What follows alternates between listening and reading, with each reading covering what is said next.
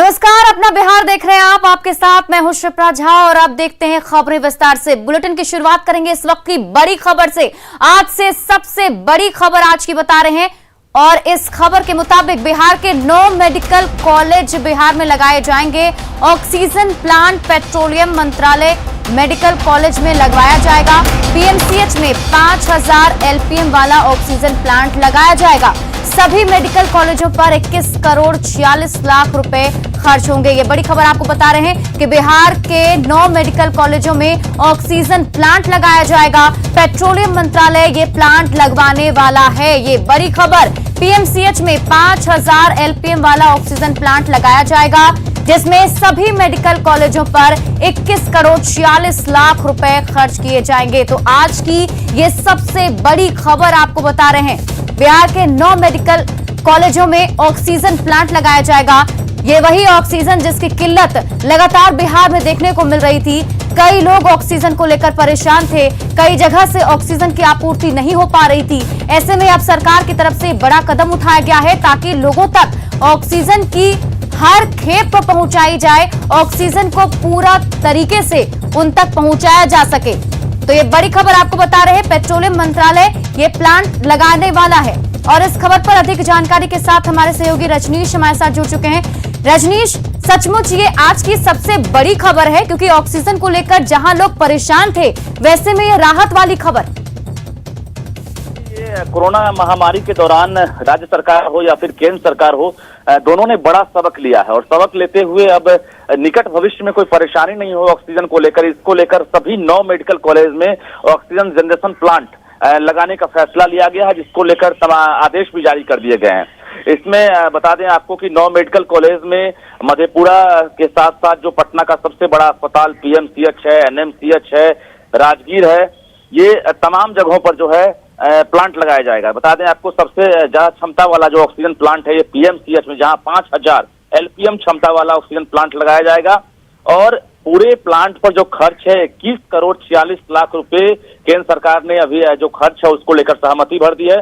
कुल मिलाकर SKMCH Muzaffarpur, DMCH Darbhanga, JLNMCH Bhagalpur, MGKMCH Bettiah, यहाँ भी 2000 लीटर प्रति मिनट क्षमता वाला जो ऑक्सीजन जनरेशन प्लांट है वो यहाँ पर भी लगाए जाएंगे। तो कुल मिलाकर एक बड़ी खबर है बिहार वासियों के लिए कि तमाम जो प्रमंडल हैं, जिले हैं 9, वहां पर अब ऑक्सीजन जनरेशन प्लांट लगाया जाएगा ताकि भविष्य में अगर किसी भी तरह की महामारी हो, बीमारी हो, ऑक्सीजन की कमी से लोगों को नहीं जूझना पड़ेगा। शिप्रा जी, बहुत बहुत शुक्रिया रजनीश तमाम जानकारी के। और सचमुच ये राहत भरी खबर है पटना वासियों के लिए, बिहार वासियों के लिए, क्योंकि कोरोना के वक्त में सबसे ज्यादा जरूरी ऑक्सीजन था और अब उसकी पूर्ति कर दी जाएगी। और अगली बड़ी खबर मुजफ्फरपुर से आ रही है। कोरोना टीकाकरण केंद्र पर 2 गुटों में भिड़ंत हो गई। कटरा प्राथमिक स्वास्थ्य केंद्र पर यह भिड़ंत हुई है। 2 युवकों को हिरासत में लेकर फिलहाल पुलिस पूछताछ कर रही है और भिड़ंत में एक युवक का सिर भी फट गया है। तस्वीरें आपके सामने है, ये देखिए आपके टीवी स्क्रीन पर मौकाए वारदात की वो तस्वीर, कैसे टीकाकरण केंद्र पर 2 युवक आपस में ही भिड़ गए और दोनों युवक ने एक दूसरे के साथ मारपीट करनी शुरू कर दी और इस दौरान एक युवक का सर जो है वो फट गया है और फिलहाल पुलिस ने दोनों को अपने हिरासत में लिया है। पूछताछ की जा रही है कि आखिर किस वजह से ये झगड़ा हुआ, क्यों ये दोनों मारपीट पर उतारू हो गए। फिलहाल इन सभी चीजों की जानकारी जुटाने की कोशिश की जा रही है, लेकिन ये सचमुच अलग सी खबर मुजफ्फरपुर से, जहां 2 युवक आपस में भिड़ गए। और बक्सर में गंगा किनारे शवों की संख्या में इजाफे को देखते हुए प्रशासन अलर्ट मोड पर आ गया है। बक्सर किला के पीछे गंगा में शव तैर रहे हैं। जो स्थानीय हैं उनका कहना है कि पिछले कुछ दिनों से ये शव बहकर आ रहे हैं, जिससे परेशानी हो रही है। बक्सर नगर परिषद के कार्यपालक पदाधिकारी ने बताया कि लोग शवों को इस तरह से गंगा में नहीं फेंके, बक्सर शमशान घाट पर शव का अंतिम संस्कार करें। इसके लिए रेड चार्ट निर्धारित भी कर दिया गया है। जो बेहद गरीब हैं उनके शवों को बगैर पैसे के अंतिम संस्कार का प्रावधान भी दिया गया है। इस तरह से गंगा में शवों को फेंकने से प्रदूषण और संक्रमण का खतरा बढ़ जाएगा। मैं अपील करना चाहूँगी कि अगर कोई ऐसे हैं जो असहाय हैं, सबको पूरी तरीके से उसका निष्पादन करने में असमर्थ हैं। गवर्नमेंट राज्य सरकार के द्वारा भी निर्देश प्राप्त हुआ है कि उन लोगों को कोविड पॉजिटिव जितने भी पेशेंट्स हैं उन लोगों को गवर्नमेंट के द्वारा लकड़ी का व्यवस्था करा के उनका अंतिम संस्कार कराया जाएगा। तो वैसे लोग इस तरीके से लाश को गंगा में ना बहाएं, क्योंकि गंगा भी दूषित हो रहा है। कहाँ से सब लाश आता है? ये सब आता है, अब ये बता नहीं सकते हैं सर कहाँ से आता है। हम लोग तो कपड़ा धोने वाले हैं। लेकिन कई दिन से लाश फेंका जा रहा है यहाँ पे? 15-20 दिन हो ही गया। क्या देखते हैं? देखने सब लगा हुआ है। क्या देखते हैं आप लोग? आता है बहकर लग जाता है, महकता रहता है, कोई देखने वाला नहीं रहता है। लोग नाव से भी फेंक रहा है, लोग ले करके। नाव से नहीं फेंकेगा, अब सब फेंकता है, उधर आदमी आता है तो दबा देता है, आता नहीं है सब। बक्सर के गंगा घाट के किनारे कई दिनों से 100 आकर के लग रहे हैं। जब इस बात की तहकीकात तफ्तीश न्यूज़ 18 की टीम ने की तो जो गंगा घाट के किनारे जो लोग मिले, जैसे मछुआरे, धोबी जो होते हैं वो कपड़ा धोने के लाते हैं, उनका कहना है कि सर 10 से 12 दिन पहले से जो ये 100 हैं बह करके आते हैं और यहाँ लग जाते हैं। ये जगह है बक्सर का नाथ बाबा घाट से लेकर अमरेखा घाट का ये गंगा घाट का किनारा है। आप देख सकते हैं कैमरे की नज़र से कि कुछ 100 हैं जो यहाँ किनारे में लगे हुए हैं। कई 100 हैं जो गंगा घाट के नदी में इस तरह से पड़े हुए हैं और ये बह करके आते हैं।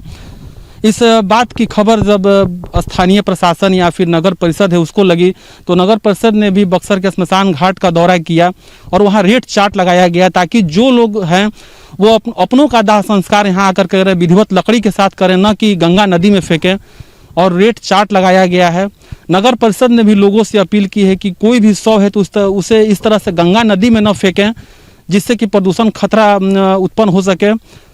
जिसके बाद से नगर परिषद ने जो रेट चार्ट लगाया है, हर एक वस्तु का रेट निर्धारित किया गया है। अगर कोई शिकायत नगर परिषद को मिलती है तो नगर परिषद ऐसे व्यवसायियों पर जो स्मशान घाट पर जो व्यवसाय करते हैं उन पर सख्त कार्रवाई करेगी। लेकिन यह एक अपील है कि लोग इस तरह से 100 को गंगा नदी में न फेंकें। उस पर आज न्यूज़ 18 बक्सर।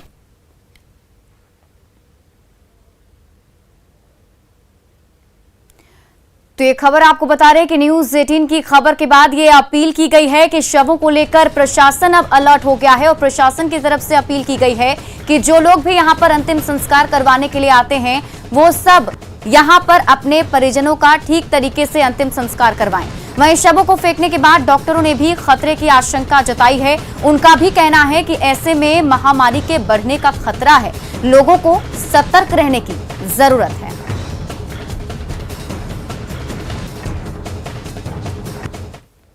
गंगा जी में इस तरह से प्रवाहित कर दी जाती हैं तो जो लोग हैंडलिंग कर रहे हैं, जो लोग प्रवाह में लगे हैं, तो उनको भी इन्फेक्शन होने की संभावनाएं होती है। क्योंकि जो कोविड से जिनकी मृत्यु हुई है उनके खांसी से, उनके कफ से, उनके सिक्रीशन से, नाक से, मुंह से, कभी उनके बॉडी पर भी सिक्रेटिव मटेरियल्स रह सकता है जिसमें वायबल वायरस रह सकते हैं। और वो वायबल वायरस जो उनके डेड बॉडी के ऊपर में है कहीं भी, उनके हैंडलिंग अगर प्रॉपर तरीके से नहीं हुई, मेडिकली प्रॉपर ढंग से, तो उससे जो लोग हैंडल कर रहे हैं उनमें इन्फेक्शन होने की संभावनाएं हो सकती है। क्योंकि जब बॉडी डिकम्पोज होता है तो अंदर में जो जीव जानवर होते हैं, पानी के जानवर होते हैं, वो लोग को भी इंटरेक्शन से इन्फेक्शन की संभावनाएं रहती हैं। और बहुत बार देखा गया है कि कुछ एनिमल्स में भी कोरोना वायरस के संक्रमण के संकेत मिले हैं। और 5 मई से बिहार में पूर्ण लॉकडाउन लगाया गया था ताकि कोरोना की चेन को ब्रेक किया जा सके, लेकिन लोग हैं कि मानने को तैयार नहीं है। राजधानी पटना की थोक सब्जी मंडियों में लोगों की भारी भीड़ उमड़ रही है। बाईपास के नजदीक की 2 थोक मंडियों की ये तस्वीर आपको हम दिखा रहे हैं। यहाँ सोशल डिस्टेंसिंग का कोई पालन नहीं हो रहा है। तस्वीरों को देखकर आप खुद समझ सकते हैं कि किस तरीके से सोशल डिस्टेंसिंग की गाइडलाइंस की धज्जियां उड़ाई जा रही हैं। वहीं प्रशासन की तरफ से भी कोई व्यवस्था नहीं की गई है ताकि लोग नियम का पालन कर सकें। अधिकारियों की लापरवाही की वजह से कोरोना संक्रमण की रफ्तार तेज हो सकती है।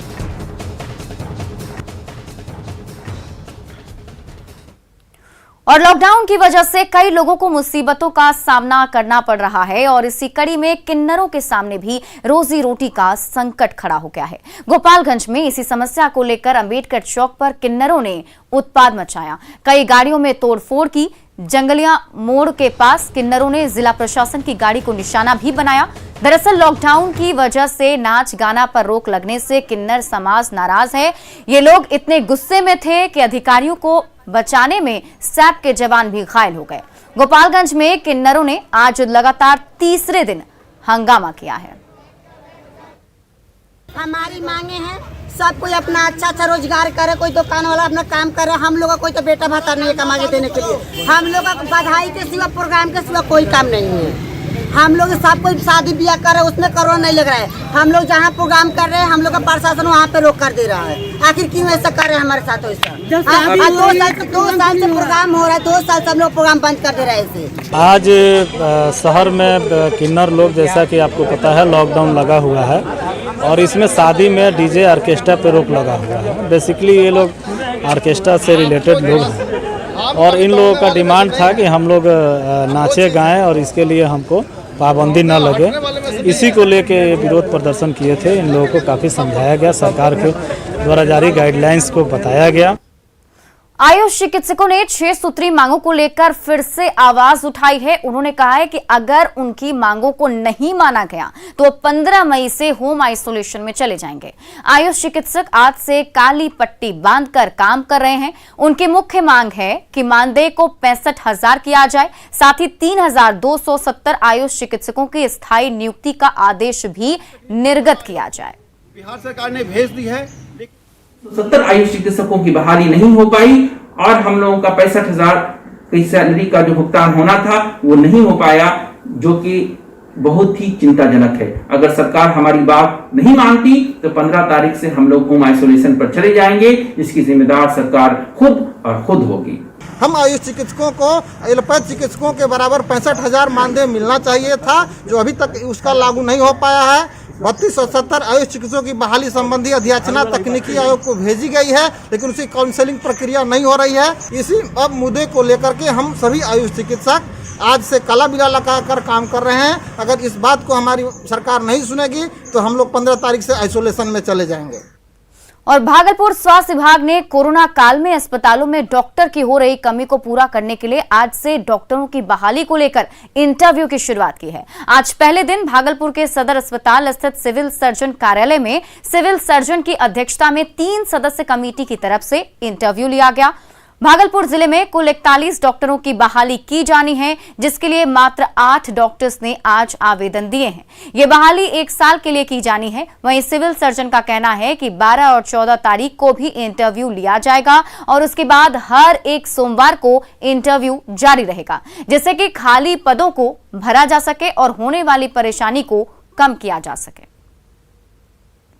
डॉक्टर्स का अभी तक मात्र 8 डॉक्टर्स आए हैं। कोशिश हम लोग की रहेगी कि हम लोग अपने 41 डॉक्टर्स को भरने की कोशिश करें बार बार, इसलिए कि अगर नहीं होगा तो फिर हम लोगों को काफ़ी दिक्कत आ रही है।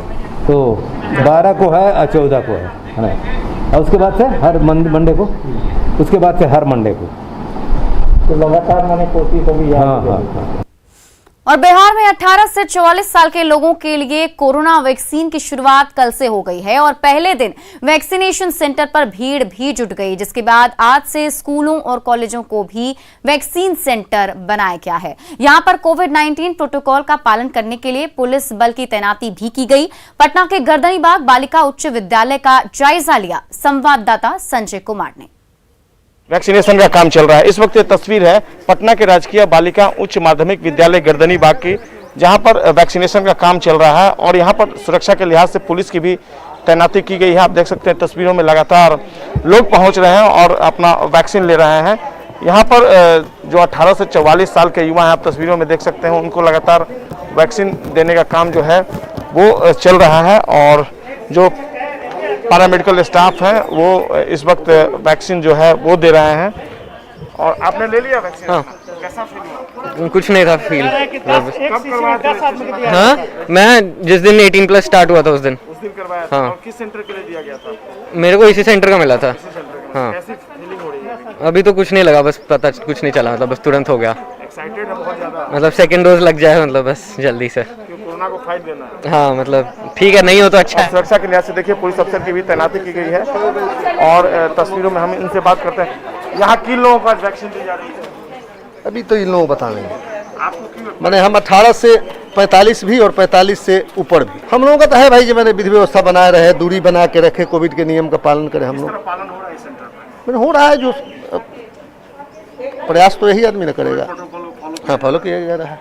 अवधेश पांडे हैं, सब इंस्पेक्टर हैं जो व्यवस्था है। और यहाँ पर देखिए पैरामेडिकल स्टाफ जो है वो लगातार आप तस्वीरों में देख सकते हैं लोगों को कोविड प्रोटोकॉल को फॉलो करते हुए वैक्सीनेशन का काम जो है 18 से 44 या 44 से ऊपर भी 18 से 44 वर्ष के लिए और 45 से ऊपर वाले के 45 वर्ष के लिए। जो 45 प्लस उनको सेकंड डोज आज नहीं मिल रहा है। आज सेकंड कोवैक्सीन का मिल रहा है, कोविशील्ड का नहीं मिल रहा है सेकंड डोज। कोविशील्ड का कब मिलेगा फिर? गुरुवार को मिलेगा कोविशील्ड का। आज ऐसे लोग लौट रहे हैं।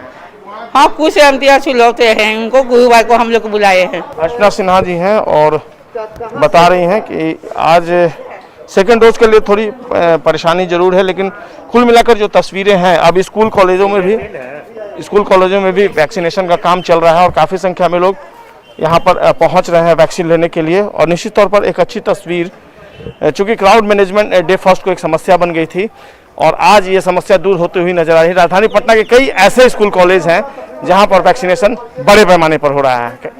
संजय कुमार, न्यूज़ 18 पटना। और मधेपुरा में भी कोरोना वैक्सीन लगाने को लेकर युवाओं में खासा उत्साह देखने को मिल रहा है। हर सेंटर पर बड़ी संख्या में युवा, महिला और पुरुष वैक्सीन लेने पहुंच रहे हैं। इस बीच वैक्सीन सेंटर पर स्वास्थ्य विभाग के कर्मियों की लेट लतीफी से लोग परेशान भी दिखे। रजिस्ट्रेशन के बाद तो समय लोगों को दिया जा रहा है, लेकिन उस समय का पालन नहीं हो पा रहा है। 9:30 बजे के बदले सेंटर पर कर्मी एक घंटे की देरी से पहुंच रहे हैं, जिससे लोगों की भीड़ सेंटर पर जमा हो रही है। मधेपुरा में वैक्सीन सेंटर का जायजा लिया संवाददाता तुरबसु ने। 18 से 45 वर्षों के युवाओं के वैक्सीनेशन शुरू होने के बाद वैक्सीनेशन सेंटरों पर काफ़ी भीड़ देखी जा रही है, लेकिन स्वास्थ्य विभाग की जो लापरवाही है यहाँ भी उजागर हो रही है। जो समय निर्धारित किया गया है 9:30 से लेके 5 बजे तक का, तो 9:30 बजे तक कोई भी वैक्सीनेशन सेंटर चालू नहीं हो पा रहा है, जिस कारण से लोग काफ़ी संख्या में कतारबद्ध होते हैं और रजिस्ट्रेशन के लिए, एंट्री करवाने के लिए लोगों की एक भीड़ भी देखी जा रही है। 11 का अभी कितना लगभग बज रहा है? लगभग 10-10:30 के आसपास। नहीं आए हैं यहाँ क्या? अभी कोई नहीं आया। अभी बात किया गया है तो पदाधिकारी बोल रहे कि अभी जिनका ड्यूटी वहाँ दिया गया वो आए ही नहीं है। वो आएंगे तो नहीं यहाँ पहुँचेंगे कोई। SDM कार्यालय के भीतर जो विधिक प्राधिकार सेंटर बनाया गया है उस जगह पर है, जहाँ पर 9:30 बजे के बदले 10:40 में वैक्सीनेशन शुरू हो पाया है। मधेपुरा न्यूज़ 18 के लिए तुरबसु की रिपोर्ट। कोरोना महामारी में लोगों की मदद के लिए ABVP छात्र संगठन आगे आया है और PMCH में मरीजों और उनके परिजनों को खाना खिलाने का छात्रों ने बीड़ा उठाया है। संगठन के छात्रों के द्वारा खाना बनाकर PMCH में कोरोना वार्ड के बाहर लोगों को बांटा जाता है। अस्पताल में बड़ी संख्या में लोग बिहार भर से आते हैं और लॉकडाउन में उन्हें भोजन नहीं मिल पाता है। ऐसी स्थिति में ABVP छात्र संगठन की ओर से खाना बांटा जा रहा है।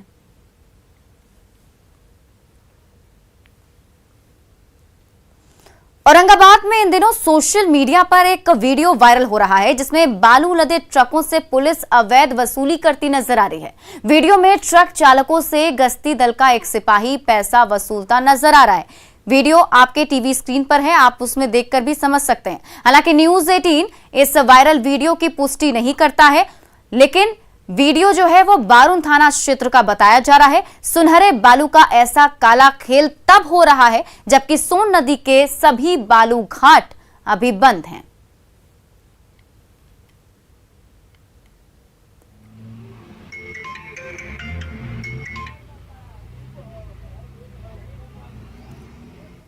बिहार में सड़कों के रखरखाव के लिए सरकार विशेष तकनीक का प्रयोग करने जा रही है। अब सड़कों का मेंटेनेंस ठीक से हो सके, इसके लिए बिहार सरकार ने पथ निर्माण विभाग और नए सिस्टम का सहारा लेने का फैसला किया है।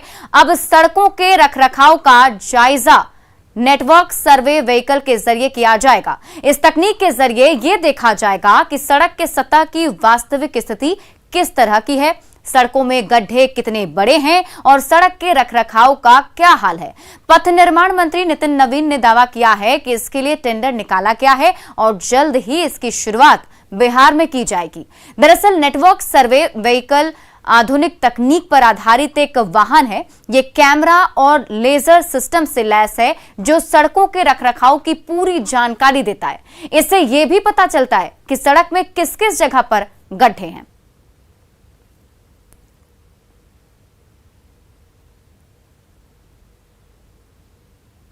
हम लोगों ने एक नया टेक्नोलॉजी जो सेंट्रल गवर्नमेंट ने भी अप्रूव किया हुआ है, नेटवर्क सर्वे व्हीकल, यानी वो पूरे उस रोड पे जाकर अपने साल भर में 2 बार हर रोड का रिपोर्ट हम लोग मंगाएंगे और वो पूरे उस रोड पर जब जाएगा तो वो पूरे उसका एक्चुअल कंडीशन क्या है, उसका विजुअल क्या है, उसका एग्जैक्ट में जो हम लोग का डिवाइडर लाइनिंग होता है, वो सारी चीज़ों को एक बार authentic report on the ground भेजेगा हम लोग को।